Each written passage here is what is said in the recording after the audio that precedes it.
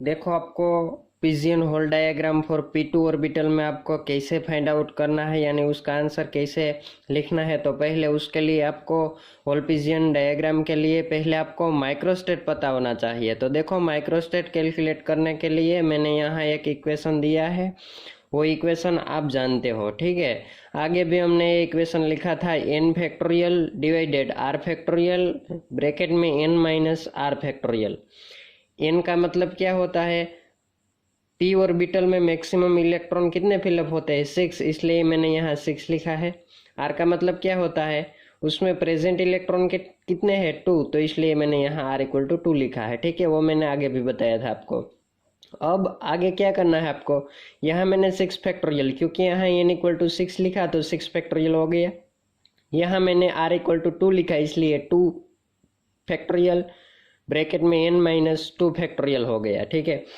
यहाँ 6 फैक्टोरियल, यहाँ 6 माइनस 2 तो 4 फैक्टोरियल हो गया, ठीक है। आगे क्या करना है, 6 फैक्टोरियल का मीनिंग क्या होता है, 6 से लेकर 1 तक का मल्टीप्लाई, यानी उसके कम वैल्यू 6, 5, 4, 3, 2, 1, ठीक है। लेकिन मैंने यहाँ 4 फैक्टोरियल लिख दिया, क्योंकि यहाँ 4 फैक्टोरियल फिर फैक्टोरियल कैंसिल हो जाएगा, इसलिए मैंने फिर 4 फैक्टोरियल लिख दिया, ठीक है। तो यहाँ 6, 5 इंटू 4 फैक्टोरियल। आगे देखो यहाँ 2 फैक्टोरियल तो 2 इंटू 1 हो गया, 4 फैक्टोरियल कैंसिल हो गया। यहाँ 30 डिवाइड 2 तो कितना होता है 15, यानी माइक्रोस्टेट आपको मिल गया 15। कहने का मतलब है होल पिजियन डायग्राम ड्रॉ करने के लिए पहले आपको माइक्रोस्टेट है वो फाइंड करने पड़ेंगे। तो मैंने यहाँ माइक्रोस्टेट है वो कैलकुलेट कर लिया।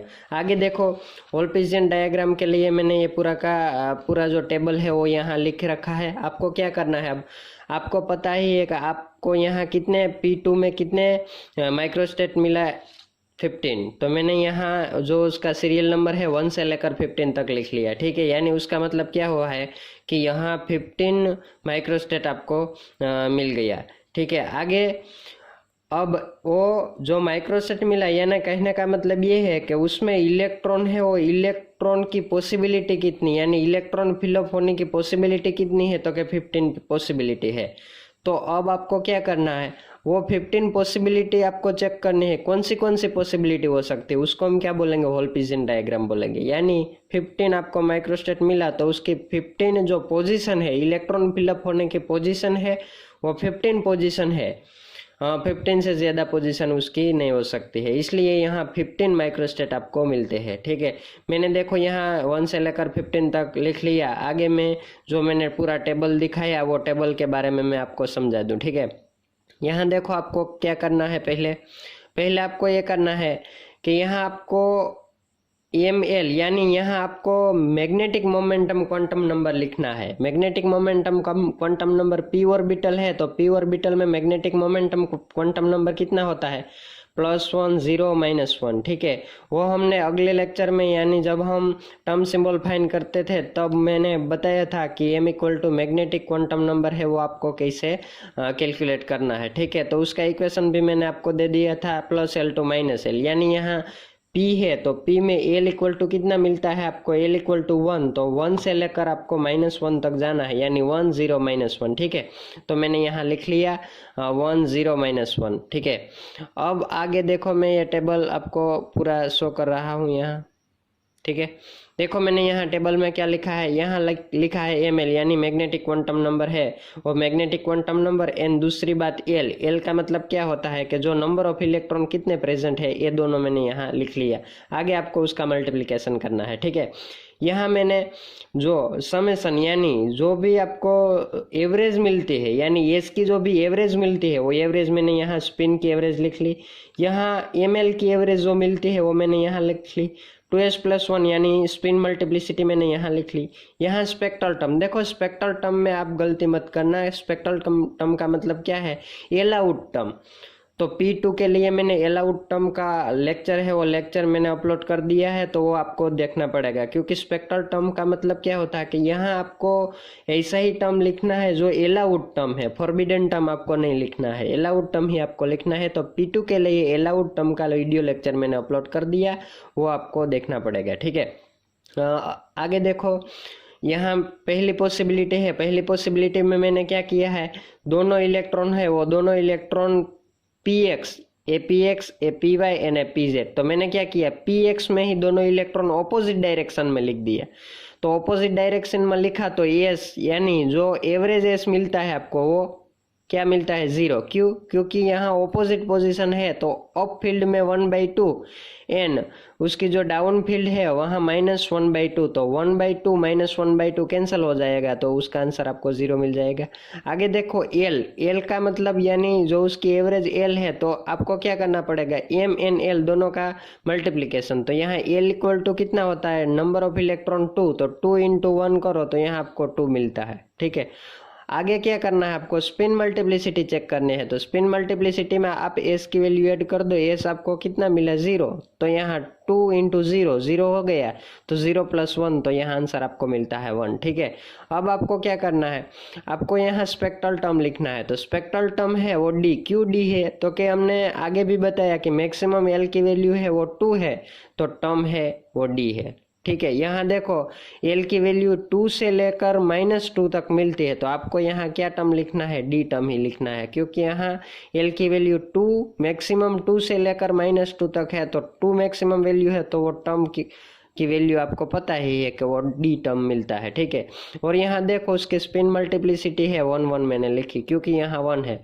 और आपको पता ही है कि P2 में अलाउड टर्म 3 है। कौन सा term, D1, P3 and S1 है, वो 3 टर्म है, वो 3 टर्म अलाउड टर्म है, वो आपको ध्यान में रखना है। जब उसकी बात आगे मैं आपको बता दूं, P टर्म आएगा तब मैं उसकी बात बता दूंगा। ठीक है, आगे देखो यहाँ दूसरी पोजीशन में मैंने क्या किया, ये इलेक्ट्रॉन है मैंने px में अप फील्ड में लिख लिया, दूसरा इलेक्ट्रॉन मैंने डाउन फील्ड में py में लिख लिया। ठीक है, तो आपको पता ही है up field and down field है तो एस की वैल्यू तो 0 ही मिलेगी, क्योंकि यहाँ +1/2 यहाँ -1/2, तो वो आंसर आपको 0 ही मिलेगा। ठीक है, अब आपको क्या करना है, एल की वैल्यू कैसे आपको एवरेज निकालनी है, ये दोनों का कैलकुलेशन करना है, यानी मल्टीप्लीकेशन कर लो। 1 × 1, 1 × 1 1 ही होता है, इलेक्ट्रॉन भी 1 है और यहाँ m की वैल्यू भी 1 है, तो ये दोनों का आपको मल्टीप्लीकेशन करना है। 1 × 1 तो वो तो 1 ही होता है, यहाँ कितना होता है 1 × 0, यहाँ इलेक्ट्रॉन 1 है और m की वैल्यू 0, तो 1 × 0, तो वो आंसर आपको कितना मिलेगा, 0 ही मिलेगा। ठीक है, क्योंकि 1 अब आगे क्या करना है, दोनों का आपको समेशन करना है, यानी 1 + a, तो यहाँ 1 मिलता है और यहाँ 0, तो 1 + 0, तो उसका आंसर आपको 1 ही मिलेगा, तो मैंने यहाँ 1 लिखा। ठीक है, आगे क्या करना है आपको, स्पिन मल्टीप्लिसिटी। स्पिन मल्टीप्लिसिटी में देखो ये इसकी वैल्यू आपने कितनी ऐड कर दी, 2 × 0, 0 यहाँ येस इक्वल टू आपने 0 लिखा, तो 0 × 2, तो वो तो 0 ही होता है, 0 + 1, तो उसका आंसर आपको 1 ही मिलता है। आपको पता है कि अलाउड टर्म में क्योंकि यहाँ मैक्सिमम वैल्यू है वो 2 है, तो डी टर्म यहाँ -2 तक डी टर्म ही आपको मिलेंगे। ठीक है, और स्पिन मल्टीप्लिसिटी मैंने यहाँ 1 1 लिखी, तो 1 1 ही मिलेगी। अलाउड टर्म ही आपको लिखना है, फॉरबिडन टर्म लिखना नहीं है। ठीक है, आगे देखो तीसरी बात करें हम, तीसरा पॉइंट, यहाँ मैंने क्या किया, ये दोनों इलेक्ट्रॉन है वो ऑपोजिट डायरेक्शन में लिख दिया, लेकिन मैंने पी वाई में, यहाँ मैंने पी एक्स में लिखा था, यहाँ मैंने पी वाई में लिख दिया। ठीक है, तो आगे क्या करना है आपको, ऑपोजिट डायरेक्शन में है तो एस की वैल्यू आपको 0 ही मिलेगी। एल की वैल्यू 2, यहाँ 2 इलेक्ट्रॉन है इसलिए आपको एल = 2 लिखना है, और यहाँ कितना है 0, m = 0, तो 2 × 0, तो वो तो आपको पता ही है 0 हो जाएगा। ठीक है, आगे स्पिन मल्टीप्लिसिटी 1 ही मिलेगी, क्यों, क्योंकि यहाँ आपने बताया था 2s + 1, तो s = 0 में आपको ऐड करना है, तो 0 × 2 0, 0 + 1, तो 1 हो गए। ठीक है, टर्म तो आपको पता ही है, मैंने आगे भी बताया था कि मैक्सिमम एल की वैल्यू 2 है, तो 2 से लेकर -2 तक डी ही मिलेगा आपको। ठीक है, आगे देखो फोर्थ, यानी जो सीरियल नंबर 4 माइक्रोस्टेट 4 यानी उसकी पोजीशन है, मैंने क्या किया, up field and down field, लेकिन अप फील्ड मैंने पी वाई में लिखा और डाउन फील्ड मैंने पी जेड में, तो आपको पता है ऑपोजिट डायरेक्शन है तो इसकी वैल्यू 0 हो जाएगी। यहाँ आपको क्या करना है, ये इलेक्ट्रॉन 1 है और यहाँ 0, तो ये दोनों का मल्टीप्लिकेशन आपको करना है, 1 × 0 तो 0 ही हो जाएगा, 1 इलेक्ट्रॉन है 1 × -1, तो 1 × -1, तो -1 हो गया, -1 + 0 करो तो उसका आंसर जो है वो -1 ही मिलता है, इसलिए यहाँ मैंने L = कितना लिखा, -1। आगे क्या करना है, स्पिन मल्टीप्लिसिटी 2s+1, तो यहाँ s इक्वल टू 0 आपको ऐड करना है, तो उसका आंसर 0 इंटू 2, तो वो 0 हो गया, 0+1, तो उसका आंसर 1 मिलता है आपको। आगे क्या करना है, डी तो आपको पता ही है कि टर्म क्या, -2 तक डी ही टर्म आएगा, और यहाँ मल्टीप्लिसिटी 1, इसलिए मैंने यहाँ 1 लिख दिया। ठीक है, आगे क्या करना है 5। ठीक है, तो 5 पोजीशन में आपको क्या करना है, ये देखो मैंने दोनों इलेक्ट्रॉन है वो कहाँ रख दिया, दोनों इलेक्ट्रॉन है वो pz में लिख दिया। ठीक है, pz में ऑपोजिट डायरेक्शन, तो 1/2 -1/2, तो वो तो 0 हो गया, ये सबको 0 मिल गया। यहाँ -2 क्यों, यहाँ 2 इलेक्ट्रॉन है, यानी एल इक्वल टू आपको 2 लिखना है, 2 इंटू -1, तो कितना मिल जाएगा आपको, -2, 2 इंटू -1, तो 2 इंटू -1, तो -2 आंसर मिलता है। यहाँ मैंने -2 लिखा। यहाँ स्पिन मल्टीप्लिसिटी 2s+1, आपको क्या लिखना है, यहाँ 0 ऐड करना है, यानी 2s+1, एस की वैल्यू आपको 0 ऐड करनी है, तो 0 ऐड कर दो, तो उसका आंसर आपको 1 मिलता है। ठीक है, यानी डी टर्म है और उसकी मल्टीप्लिसिटी स्पिन मल्टीप्लिसिटी 1 है। ठीक है, देखो यहाँ मैक्सिमम 2 से लेकर मैक्सिमम -2 तक डी टर्म था, और डी टर्म की बात हमने कंप्लीट कर ली। ठीक है, आगे देखो अब क्या करना है आपको, मैंने यहाँ देखो इलेक्ट्रॉन की पॉसिबिलिटी लिखी 6 नंबर पे, जो मैंने सीरियल नंबर है वो सीरियल नंबर यहाँ नेग्लेक्ट कर दिया, क्योंकि ये सब आपको दिखाई देगा। देखो मैंने यहाँ इलेक्ट्रॉन है वो पहला px में अप फील्ड में और पी वाई में भी अप फील्ड में, तो आपको पता ही दोनों इलेक्ट्रॉन अप फील्ड में जब रहते हैं तो उसकी वैल्यू जो है एस की वैल्यू वो कितनी हो जाएगी, 1, क्योंकि 1/2 + 1/2 तो इक्वल टू 1 हो गया। ठीक है, अब आगे आपको क्या करना है, ये इलेक्ट्रॉन 1 है और यहाँ एम की वैल्यू कितनी है 1, तो 1 इंटू 1 कर दो, तो उसका आंसर आपको 1 ही मिलेगा।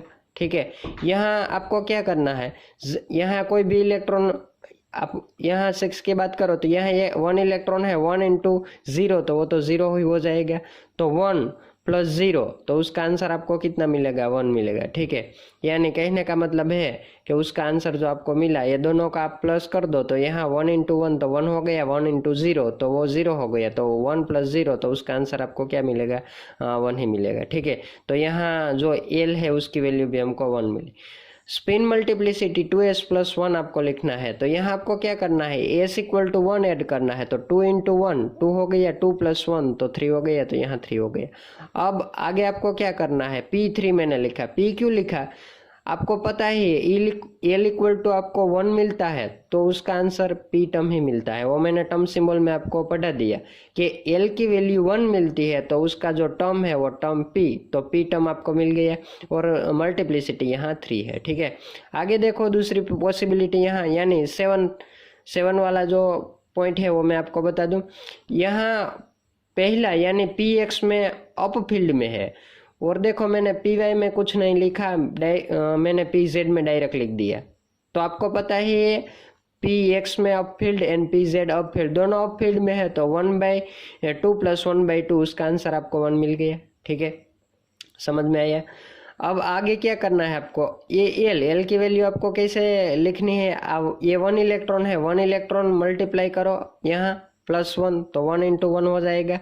ठीक है, यहाँ देखो 1 है, तो 1 इंटू -1 करो, तो -1 +1 -1 0 हो जाएगा, इसलिए मैंने यहाँ 0 लिख दिया। ठीक है, ये दोनों का मल्टीप्लिकेशन करो, a बाद में उसका क्या करना है, समेशन आपको करना है। ठीक है, तो यहाँ देखो ये दोनों का जो +1 एंड -1 वो 0 हो जाएगा। ठीक है, स्पिन मल्टीप्लिसिटी यहाँ कितनी है, यहाँ देखो 1 लिखा आपने, तो s इक्वल टू 1 लिखा, तो स्पिन मल्टीप्लिसिटी 3 हो जाएगी, तो उसका टर्म p3 मिल गया आपको। ठीक है, 1 से लेकर -1 तक आपको टर्म क्या p ही लिखना है, क्योंकि 1 से लेकर -1 तक 1 0 -1 तो p ही आपको मिलेगा। ठीक है, यहाँ भी देखो 8 पोजीशन पे दोनों इलेक्ट्रॉन अप फील्ड में ही मैंने लिखा, लेकिन एक इलेक्ट्रॉन है वो पी वाई में और दूसरा पी जेड में, तो आपको पता है अप फील्ड में है तो 1/2 + 1/2, तो उसका जो स्पिन मल्टीप्लिसिटी में एस की वैल्यू है 1 मिल जाएगी आपको।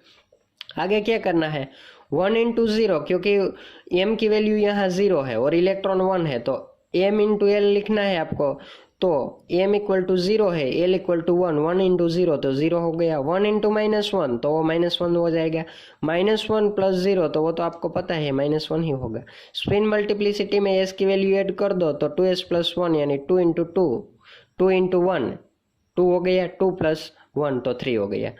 आपको पता है 1 से लेकर -1 तक आपको क्या लिखना है, पी टर्म लिखना है, तो P3 मैंने यहाँ कर दिया। आगे देखो ये 2 इलेक्ट्रॉन है, मैंने क्या किया, ये पहला इलेक्ट्रॉन डाउन फील्ड में रख दिया, दूसरा अप फील्ड में रख दिया, ठीक है, पोजीशन बदल ली मैंने, यहाँ अप फील्ड और यहाँ डाउन फील्ड, ठीक है। अब आपको पता है डाउन फील्ड का -1/2, अप फील्ड का +1/2, तो उसका आंसर 0 है, मिलता है आपको एस की वैल्यू, ठीक है, 0 हो गई। यहाँ देखो एल आपको कैसे कैलकुलेट करना है, नंबर ऑफ इलेक्ट्रॉन 1 और यहाँ एम की वैल्यू +1 है, आपको पता है, तो 1 इंटू 1 हो गया तो वो तो 1 होता है, यहाँ 1 इंटू 0 तो वो 0, 0 प्लस 1 तो ये तो 1 ही मिलेगा आपको, एल की वैल्यू 1 मिल गई। आगे देखो एस की वैल्यू 2s + 1 यानी स्पिन मल्टीप्लिसिटी की वैल्यू 1 मिलेगी, क्योंकि s इक्वल टू आपको 0 लिखना है, 0 लिख दो, 2s + 1 यानी 2 इंटू 0 तो वो 0 हो गया, 0 प्लस 1 तो 1 हो गया, और आपको यहाँ पता ही है कि टर्म P3 हो जाएगा, ठीक है। आगे देखो, आगे आपको क्या करना है, ये पॉसिबिलिटी की बात मैं करता हूँ, ये Px में ऑपोजिट डायरेक्शन में इलेक्ट्रॉन रख दो, और यानी कहने का मतलब डाउन फील्ड में रख दो, Py में आपको कुछ नहीं रखना है, Pz में अप फील्ड में रख दो, तो ये दोनों, ये डाउन फील्ड ये अप फील्ड, तो -1/2 + 1/2 वो तो 0 हो जाए, तो मैंने यहाँ 0 लिख दिया, ठीक है। एल की वैल्यू यहाँ एक इलेक्ट्रॉन और यहाँ m की वैल्यू +1, तो 1 इंटू 1 1 हो जाएगा, यहाँ भी 1 इलेक्ट्रॉन, 1 इंटू -1 +1 प्लस यहाँ +1 -1 हो जाएगा, तो वो तो 0 हो जाएगा, तो यहाँ आपको क्या करना है, 0 लिखना है। आगे देखो स्पिन मल्टीप्लिसिटी 2s + 1, 2s + 1 में s की वैल्यू ऐड कर दो, s की वैल्यू कितनी है, यहाँ 0 0 ऐड कर दो, तो 2 इंटू 0 + 1 तो आपको 1 वैल्यू मिल जाएगी। यहाँ जो स्पेक्ट्रल टर्म है वो P3 है, ठीक है, क्योंकि हमने आगे भी बताया था कि 1 से लेकर -1 तक की वैल्यू आपको P ही लिखनी है। देखो यहाँ मैं आपको ये बता दूं कि यहाँ स्पिन मल्टीप्लिसिटी 1 है, लेकिन यहाँ 3 मैंने क्यों लिखा, मैंने आगे भी बताया कि स्पेक्ट्रल टर्म यानी आपको जो अलाउड टर्म मिलता है वही लिखना है, और मैंने अगले वीडियो में बताया भी कि P2 है उसका जो अलाउड टर्म है वो 3 है, D1 P3 एंड S1, तो यहाँ P1 नहीं मिलता आपको, P1 है ना वो अलाउड नहीं है, इसलिए मैंने यहाँ क्या, आपको ऐसा कंफ्यूज होने की कोई ज़रूरत नहीं है कि सर यहाँ तो स्पिन मल्टीप्लिसिटी 1 है और यहाँ 3 क्यों लिखी, वो मैं 3 इसलिए लिख रहा हूँ क्योंकि ये अलाउड टर्म है, ठीक है, यहाँ 1 ही मिलता है, लेकिन 1 आप यहाँ लिखो तो स्पेक्ट्रल टर्म नहीं होता है, क्योंकि स्पेक्ट्रल टर्म यानी उसमें तो अलाउड टर्म ही आपको लिखना है, आपको फॉरबिडन टर्म लिखना नहीं है, इसलिए मैंने यहाँ 3 लिखा, तो कंफ्यूज मत होना, क्योंकि यहाँ आपको 1 ही नहीं लिखना है, क्योंकि 1 लिखो तो वो तो फॉरबिडन टर्म हो जाएगा, आपको तो यहीं अलाउड टर्म ही लिखना है, ठीक है, इसलिए मैंने ऐसा लिखा।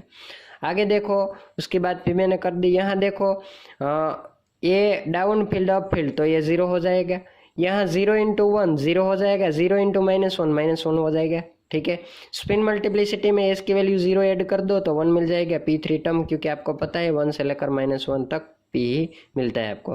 देखो अब ये पोजीशन है वो मैंने दोनों डाउन फील्ड में रख दिया, डाउन फील्ड में रख दिया तो -1 ये -1/2 ये -1/2, तो -1/2 -1/2 -1 हो जाएगा, इसलिए मैंने यहाँ -1 लिखा। आपको पता ही है कि एल की वैल्यू यानी यहाँ 1 इलेक्ट्रॉन है, 1 इंटू +1, ठीक है, तो 1 हो जाएगा, और यहाँ 1 इंटू 0 तो वो 0 हो जाएगा, 0 + 1 तो वो तो 1 ही मिलता है, ठीक है। आपको स्पिन मल्टीप्लिसिटी में आंसर 1 लिखना है। देखो मल्टी इलेक्ट्रॉन सिस्टम में माइनस जो वैल्यू मिलती है वो आपको अलाउड नहीं करनी है, यहाँ आपको -3 नहीं लिखना है, क्योंकि माइनस की वैल्यू आपको अप्लाई करनी ही नहीं, तो आपको स्पिन मल्टीप्लिसिटी लिखने के लिए आपको s = 1 लिखना पड़ेगा, तो 2s + 1 = 3 मिलता है, तो मैंने यहाँ देखो टर्म है वो P3 टर्म लिख लिया, ठीक है। आगे देखो, आगे आपको क्या करना है, डाउन फील्ड में मैंने Px में 1 रख दिया और Pz में, तो यहाँ 1 इलेक्ट्रॉन 1 मैं यहाँ 1, ठीक है, और यहाँ 1, दोनों में 1 इलेक्ट्रॉन, लेकिन ऑपोजिट डायरेक्शन में है तो -1/2 -1/2 -1 हो जाएगा। ठीक है, आगे क्या करना है, यहाँ 1 इलेक्ट्रॉन है और आपको मल्टीप्लीकेशन ही एम यानी 1 से करनी है, तो 1 × 1 वो 1 हो जाएगा। यहाँ 1 × -1, तो यहाँ +1, यहाँ -1, +1 इन -1 कितना हो जाएगा 0, इसलिए मैंने L = 0 लिख लिया। स्पिन मल्टीप्लिसिटी में आपको 1 ऐड करना है, माइनस वैल्यू कंसिडर नहीं करनी है, इसलिए यहाँ 3 मिलता है, वो P3 टर्म मिल गया। देखो ये दोनों यहाँ डाउन फील्ड में है तो 1/2 1/2, लेकिन माइनस तो -1/2 -1/2 -1 हो जाएगा, तो मैंने यहाँ -1 लिख दिया। आगे क्या करना है आपको, ये दोनों का मल्टीप्लिकेशन यानी EM L का मतलब नंबर ऑफ इलेक्ट्रॉन 1 है और M का मतलब यहाँ 0 है, तो 0 × 1 करो तो वो 0 हो जाएगा। यहाँ 1 × -1 तो वो -1 हो जाएगा, -1 + 0 तो वो -1 आपको आंसर मिलेगा। स्पिन मल्टीप्लिसिटी में इसकी वैल्यू आपको +1 ऐड करनी है तो आपको 3 मिल जाएगी, इसलिए P3 है वो आपका जो स्पेक्टर टर्म मिल गया। अब लास्ट वाला यानी जो यहाँ मैंने 15 में जो लिखा है वो लिख दिया है। यहाँ 2 इलेक्ट्रॉन लिखना है, लेकिन पहला अप फील्ड में दूसरा डाउन फील्ड में, ये अप फील्ड ये डाउन फील्ड, तो यहाँ 0 हो जाएगा। उसका मल्टीप्लिकेशन आप 1 के साथ 1 × 1 1 × -1, तो +1 × -1 आपको लिखना है +1 -1। ठीक है, +1 -1 कितना हो जाएगा 0, प्लस ने माइनस कैंसिल हो जाएगा तो 0।